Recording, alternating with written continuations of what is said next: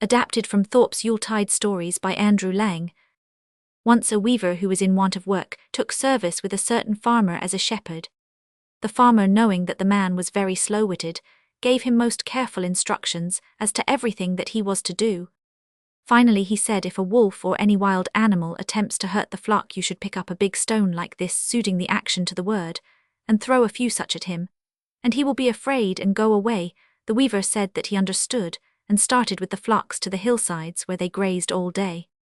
By chance in the afternoon a leopard appeared, and the weaver instantly ran home as fast as he could to get the stones, which the farmer had shown him to throw at the creature. When he came back, all the flock was scattered or killed, and when the farmer heard the tale, he beat him soundly. Were there no stones on the hillside that you should run back to get them, you senseless one? He cried, you are not fit to herd sheep. Today you shall stay at home, and mind my old mother who is sick. Perhaps you will be able to drive flies off her face, if you can't drive beasts away from sheep. So the next day the weaver was left at home, to take care of the farmer's old sick mother. Now as she lay outside on a bed, it turned out that the flies became very troublesome, and the weaver looked round for something to drive them away with, and as he had been told to pick up the nearest stone to drive the beasts away from the flock, he thought he would this time show how cleverly he could obey orders. Accordingly, he seized the nearest stone, which was a big heavy one, and dashed it at the flies, but unhappily he slew the poor old woman also, and then, being afraid of the wrath of the farmer, he fled, and was not seen again in that neighbourhood. All that day and all the next night he walked, and at length he came to a village where a great many weavers lived together. You are welcome, said they, eat and sleep, for tomorrow 6 of us start in search of fresh wool to weave, and we pray you to give us your company.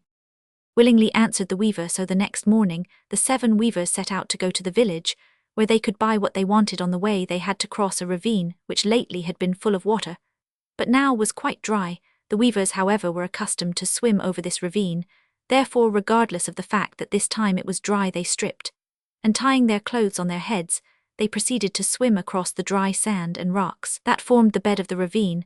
Thus they got to the other side without further damage than bruised knees and elbows, and as soon as they were over, one of them began to count the party to make sure that all was safe there. He counted all except himself, and then cried out that somebody was missing. This set each of them counting, but each made the same mistake of counting all except himself, so that they became certain that one of their party was missing.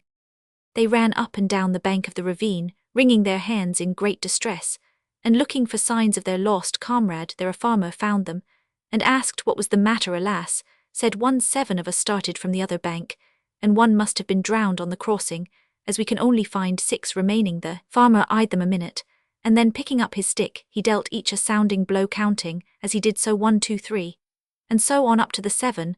When the weavers found that there were 7 of them, they were overcome with gratitude to one whom they took for a magician, as he could thus make 7 out of an obvious 6.